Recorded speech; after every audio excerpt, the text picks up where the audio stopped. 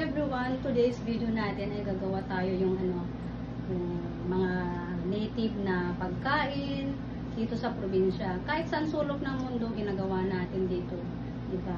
At i-share ko sa inyo yung mas magandang tips o mas mabisang tips para sa pangmatagalan na pagkain natin. At lalo ngayon ay uso ngayon ng tag-ulan, talagang rainy season na ngayon. At para sa akin lang, itong mga probinsya namin kasi may hilig kami sa mga ini-stock namin na pagkain. Para kung may sakuna o may mataas na ulan o tubig, hindi tayo makapagkuha sa mga grocery ng mga pagkain, pwede natin itong gamitin. So, para matapos pagka manood kayo hanggang matapos itong video ko para makuha nyo lahat yung tunay na pagproseso o paggawa o pagluto para sa mas mabuting pangmatagalan na pagkain natin. Ito siya guys, ito pagkita ko sa inyo. Ito siya. Unang gawin natin, ito yung binili namin kasi ito sa iba Sambales. Yung mga karne na na hinihilwa. Baka ba ito? Baka.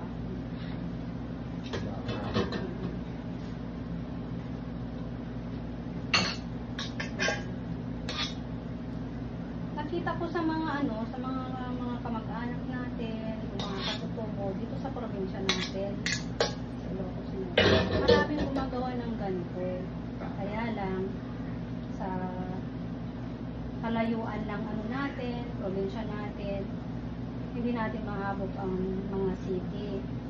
So sa mga katulad namin na nandito lang sa malapit sa syudad, kahit nasa syudad tayo, pwede natin gawin ito. Kasi kung mayroong malakas na bagyo at walang kuryente, hindi tayo makabili ng mga kailangan natin. Ito ganito ang gawin natin. Namarinig ito kanina 1 hour ago. Ayan. So ito pala yung paminta, naluog na paminta. Nilagyan ko siya ng nagturo ko din ako ng bawang. Ayan, kaunti kalamansi at toyo. Ayan siya. Para ma-absorb niya yung lasa, yung ingredients niya. Hindi ako naglagay ng asin kasi may toyo na siya. Maalat.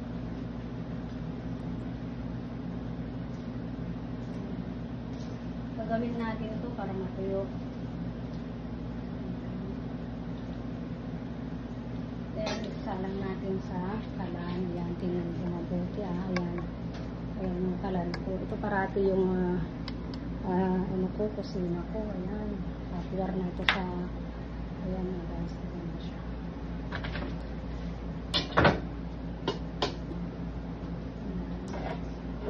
Mainit kasi itong nasa isang lutuan.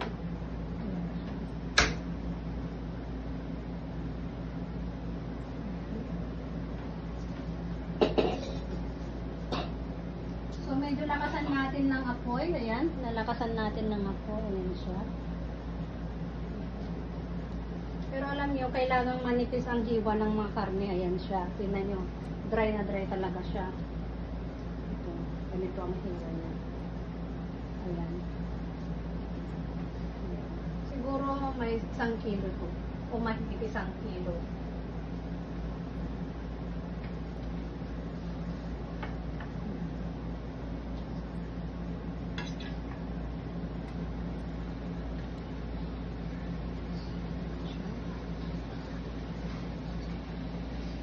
Minsan naman ginagawa natin, ilalagay natin sa microwave. Pero mas mabisa yata itong apoy. Mas mainit. Matagal yung microwave. Saka kailangan natin mag-puluntir talaga siya. Para hindi mag-absorb yung food, yung manteka. At magiging tubig na yung pagprituhan natin. Ayan, ganyan siya. Ayan. Minsan naman ginagawa ko, nilalagay ko talaga siya sa sa mga maliliit na Tupperware Pero ngayon, nilalagay ko talaga yan sa kalan. Ayan. Tinataas natin itong camera natin na sensya na kayo at maliit talaga ako. Ayan.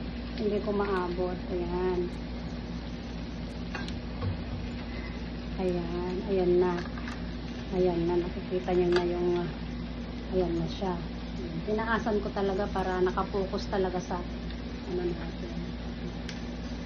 Sa mga katulad kung maliliit, ganito siguro ang ginagawa nila para maabot. Ayan siya. Ayan. Ayan.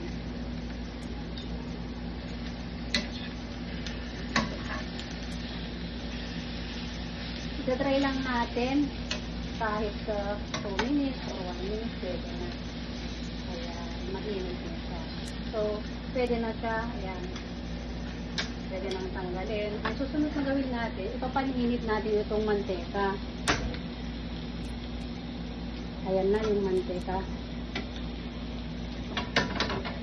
Ang ginagawa namin, yung mga used oil namin na isang beses lang namin ginamit para sa nagprito kami kasi ng manok. Ayan. Kung malinis pa yung yung manteka, ginagamit namin ganito. Pero kung 2 beses lang kasi hindi pwedeng 3 times natin gagamitin kasi magkakasakit naman tayo. Ayan, ayan. Yan lang ang ganun lang para makaputos siya. Ayan. So, hintayin natin na magiging mainit ito.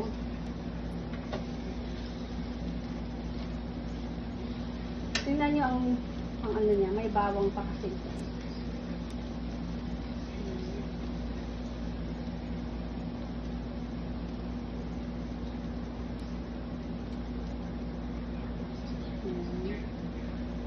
Magpuprito tayo ngayon. So, dahil mainit-init yan. Habang hinihintay natin yung mainit na mantika, gagawa na tayo ng pangalawang procedure. Ayan. Yung sinasabi ko sa inyo ng mga kailangan paghalo natin. Sino bang nakaranas sa inyo sa mga ibang lugar na ginagawa nito? Ayan. Ayan siya. Mga bote, ginagawa nito.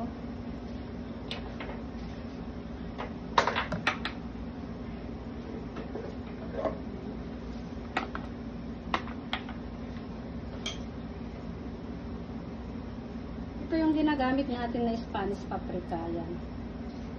Yan yung Spanish paprika. Yan siya.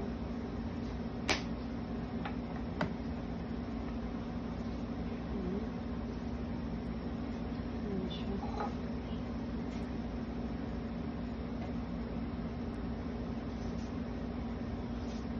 Pwede natin damihan. Ayan. Depende sa inyo. Ganyan. Mabango talaga siya.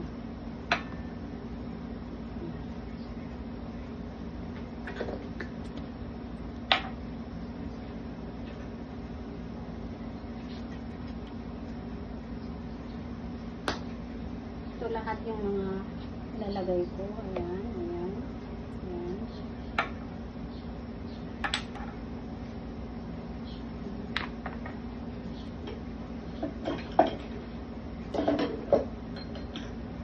Yung pag-mix natin para dumikit yung ano niya. Ayan, ganyan. Ito yung sesame oil. Ayan. Ang sesame oil ay pinakamabisang ingredients sa mga ganyang putahe o mga menu natin. Ayan. So, ang gawin natin ngayon ay mix natin sa ano. Siya. Ganyan lang. Ayan. Ayan.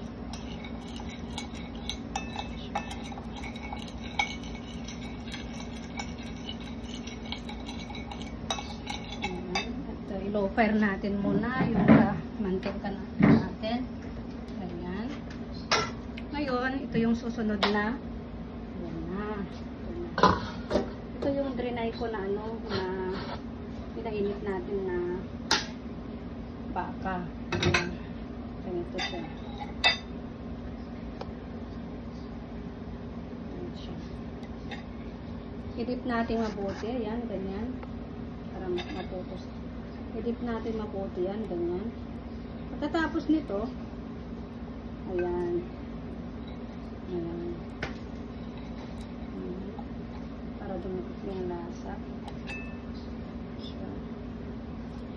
natin kasi yung mga maninipis para mas madaling maluto. Ayan.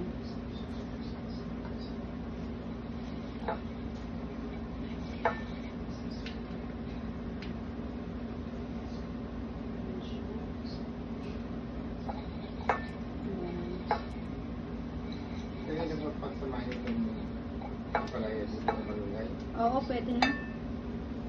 Ganito lang naman kasimple ang luto natin. Ayan siya. Pag maubos na to, gagawa na naman tayo ulit. Ayan. Hanggang maubos itong lulutuin natin. Ganito lang siya.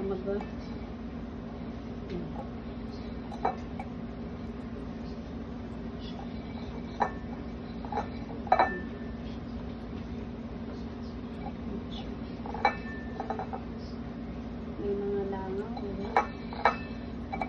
Tingnan nyo, konti lang yung ilagay ko dito. Pinipili ko kasi yung mga maninipis.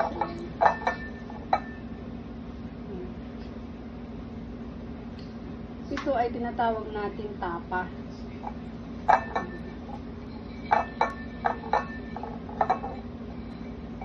Ito yung pwede natin itago sa mga storage natin, sa mga pagkain natin na kailangan pang matagalan para handa na tayo. Lalo ngayon ay mas lumalakas na yung bagyo. Ayan. May mga part kasi ito na makapal kaya hindi ko alam kung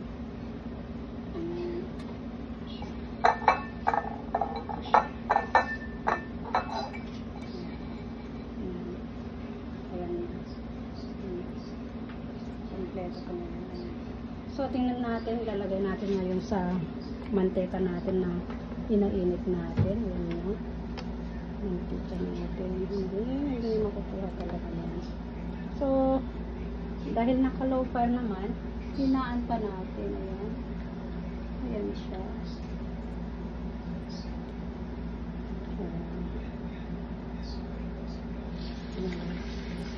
Kailangan kung magprito tayo, yung mas marami yung manteka para maluto lahat.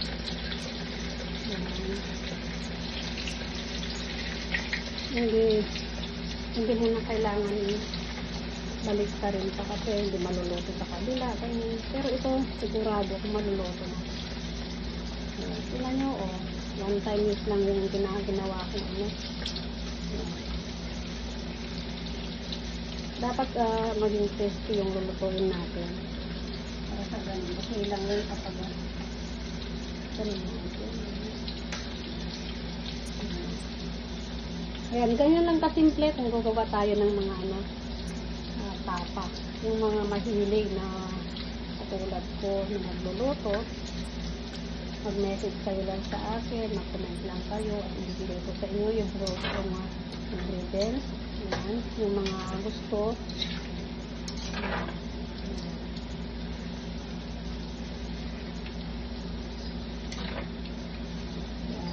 mga ka-Ilocana, ayan, nandito na naman tayo sa kusina natin. Ayan, alam ko na nag-prepare na din tayo sa pangtanghalian, panggabi, ayan. Ayan, wala pa kasing paso, kaya luto tayo ng luto. Ayan, nagawa natin. Ayan, kailangan mo yung halu-haluin yan para maging crispy kasi. Ayan. Ayan. So, ganun lang kasimple guys yung i-share ko sa inyo na kailangan natin malaman, matutunan sa Ilocana channel natin. So, thank you everyone sa ating pagsusuporta sa Ilocana channel. Ayan sa Ilocana channel. At abangan nyo ulit sa susunod na gawin natin na recipe sa every 3 days kasi ako nag-upload. So, thank you guys.